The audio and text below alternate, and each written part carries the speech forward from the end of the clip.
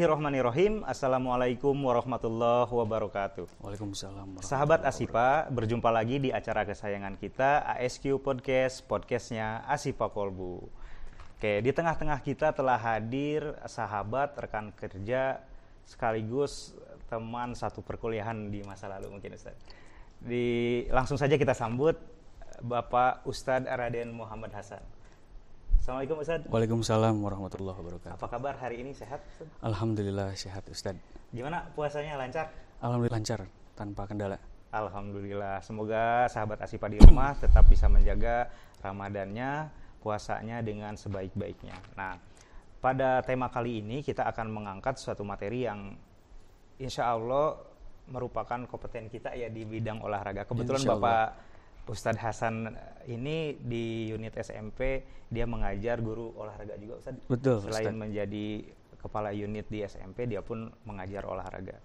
Kebetulan saya juga sendiri mengajar PJOK di unit SD. Jadi insya Allah kita klop Ustadz ya. Mudah-mudahan bincang-bincang kali ini akan sangat bermanfaat untuk kita semua.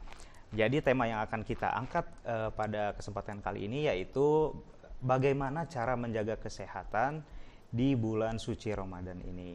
Nah, berkaitan dengan sehat, kita itu harus tahu sebagaimana pandangan kita apa sih yang dinamakan dengan sehat atau apa sih yang dinamakan dengan bugar, karena dua hal ini mungkin berbeda Ustaz ya.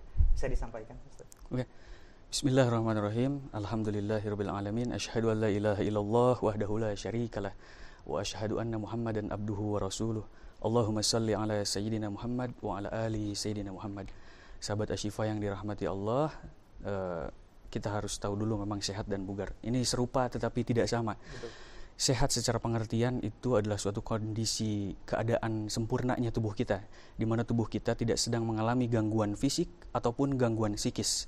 Artinya tubuh kita tidak ada yang mengalami rasa sakit sedikit pun, ataupun ya secara psikis kita terbilang sehat. Kemudian bugar. Bugar ini dia berada di atas satu level di atas sehat. Jadi bugar adalah suatu kemampuan kita untuk melakukan aktivitas sehari-hari tanpa mengalami kelelahan sedikit pun. Dan biasanya ketika kita sudah melakukan aktivitas, kita masih mempunyai cadangan tenaga dan kita masih mempunyai semangat untuk melakukan aktivitas-aktivitas selanjutnya. Ada gium seperti ini Ustadz. Sehat itu belum tentu bugar. Betul. Sedangkan yang bugar itu sudah pasti sehat. Analogi sederhananya seperti ini. Ketika misalkan Ana berjalan dari lapangan SMP ya, dari bawah menuju tempat ini ke ruangan aula, sesampainya Ana di sini, misalkan Ana terlihat begitu kelelahan. Kemudian disertai dengan cucuran keringat yang begitu deras, nafasnya pun terengah-engah. Maka bisa dipastikan Ana sedang tidak dalam keadaan sehat. Berbeda halnya ketika misalkan antum berjalan dari tempat yang sama di lapangan SMP menuju ke tempat ini, sesampainya di sini antum tidak mengalami seperti apa yang Ana alami. Antum tidak nampak kelelahan, bahkan nafasnya pun normal, keringatnya pun tidak bercucuran begitu banyak, maka bisa dipastikan antum sedang dalam keadaan bugar. Itu walaupun itu hanya contoh kecil saja.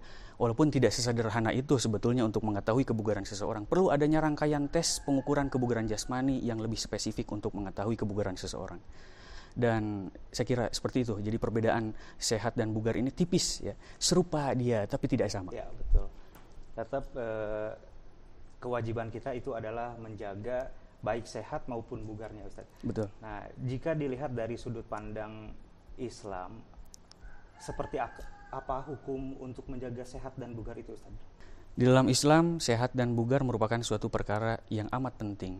Ia merupakan nikmat yang begitu besar yang telah Allah berikan kepada kita. Maka sudah sepantasnya kita bersyukur atasnya. Namun terkadang kita lupa, kita abai terhadap kesehatan kita sendiri. Dan kita baru menyadari betapa berharganya kesehatan itu kalau kita sudah sakit. Betul. Persis seperti apa yang baginda Nabi SAW sampaikan pada 1400 tahun yang lalu. Kata Nabi, nikmatani magbunun fihi makathirun minan nas asyihatu wal farag. Dua kenikmatan yang sering dilupakan oleh kebanyakan manusia, yaitu kesehatan dan waktu yang luang. Seperti itu. Mungkin bisa diingat dari ada satu lirik lagu ya, Ustaz, yang kita jadi populer teringat, itu dinyanyikan oleh tim nasidnya Raihan. mungkin seperti liriknya bisa sambil didengarkan sahabat Asifa.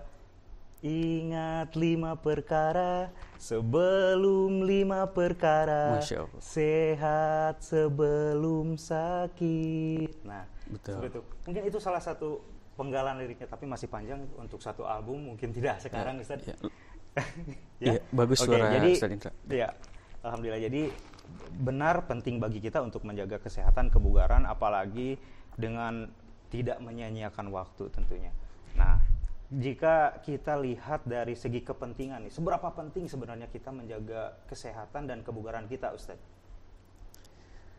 Ya, sepenting dan prioritas ambulans di jalan raya ketika membawa pasien ke rumah sakit. Kebayang pentingnya, bukan Ustaz? Jadi sahabat Asyifa yang dirahmati Allah, Allah Ta'ala telah menganugerahkan kepada kita berupa fisik dengan organ-organ yang lengkap dan sempurna pada tubuh kita. Maka sudah sepantasnya kita menjaga dan merawatnya.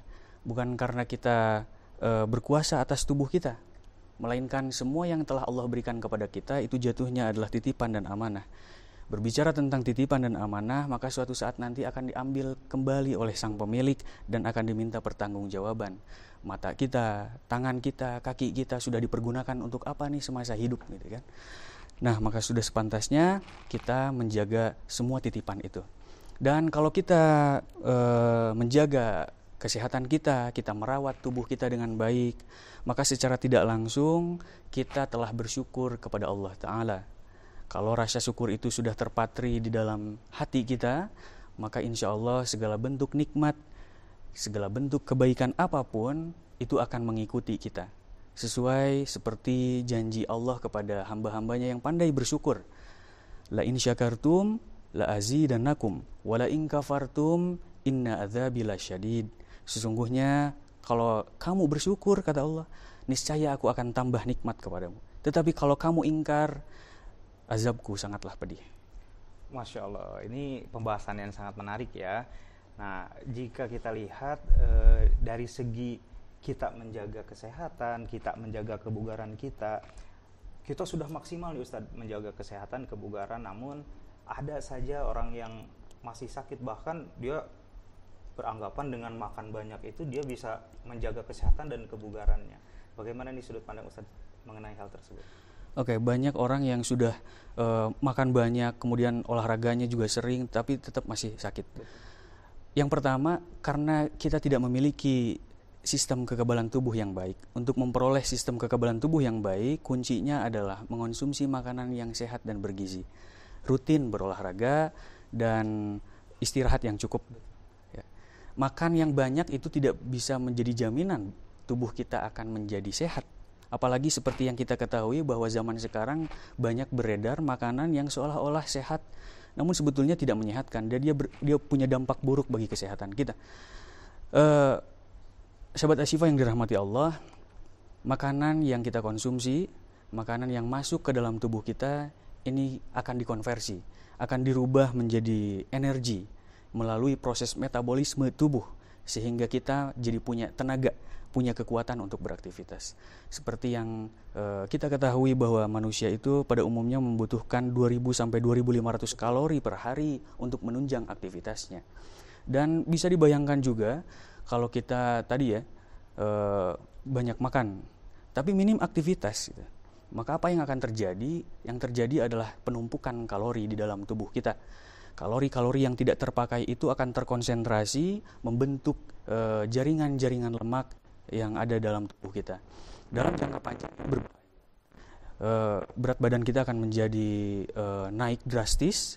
Inilah yang kita sebut dengan obesitas, dan dampak terburuknya resiko yang mungkin terjadi ini kita akan mengidap penyakit diabetes, penyakit jantung dan stroke.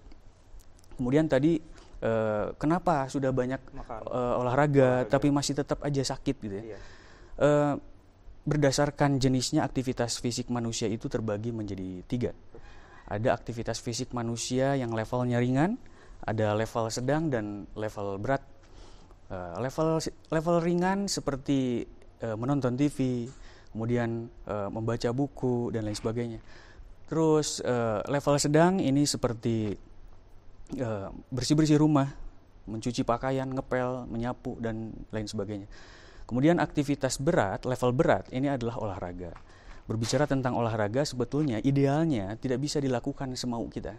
Kalau olahraga yang betul-betul ideal ya, ini perlu dan harus terarah juga terukur gitu. Jadi nggak bisa semaunya. Bahkan ketika kita selesai berolahraga, ini dianjurkan buat kita merecovery tubuh kita selama 2 sampai 3 kali 24 jam. Jadi artinya kalau Ustadz Indra hari ini sudah berolahraga sejauh 3.000 meter ya, lari, maka dianjurkan kembali untuk bisa berolahraga Ustadz Indra itu di hari lusa. Nah, baru kita bisa berolahraga seperti biasa, seperti itu Ustadz. Oke, jadi memang ketika kita berusaha untuk menjaga kebugaran kita, kesehatan kita, memang banyak faktor yang harus diperhatikan Ustadz. Dari keteraturan dan juga harus continue Ustadz ya. Betul. Jangan sampai misalnya hari ini olahraga, besoknya enggak, lusanya enggak, seperti jadi itu. Harus benar-benar continue agar kita terus meningkat. Betul. Ya. Nah, dan jangan juga seperti ini Ustadz. Karena mungkin kita hobi olahraga, kita olahraga setiap hari, setiap waktu. Paginya kita futsal, siangnya kita volley, sorenya kita basket, lalu kemudian malamnya kita badminton. Nah, jangan juga seperti itu. Apa yang akan terjadi pada tubuh kita kalau kita seperti itu? Tubuh kita akan kekeringan, cairan banyak yang keluar gitu. Apalagi di bulan Ramadan ya, kita harus memporsir betul-betul olahraganya. Iya, karena sesungguhnya hal yang berlebihan itu tidak disenangi oleh Betul. Allah Subhanahu wa taala Ustadz ya. Nah, berkaitan dengan bulan suci Ramadan ini, adakah kiat-kiat atau jenis latihan apa atau hal yang harus atau disarankan kepada sahabat Asipa untuk menjaga kesehatan dan kebugaran kita khusus di bulan Ramadan ini, mungkin dari segi waktu atau jenis latihannya seperti apa Ustaz?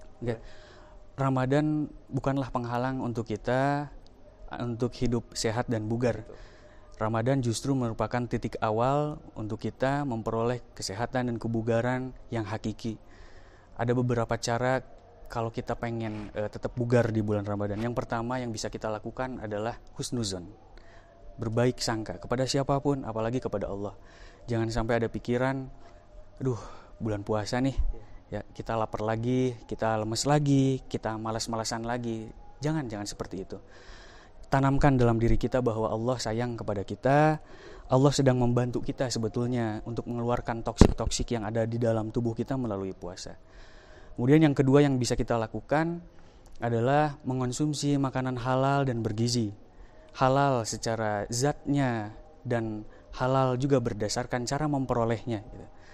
Terus yang ketiga yang bisa kita lakukan, tidak makan secara berlebihan. Ini persis seperti apa yang dilakukan oleh Rasulullah SAW. Beliau makan ketika belum lapar dan berhenti makan sebelum kenyang. Lalu yang keempat, olahraga dengan secara bertahap dan teratur dan semampu kita.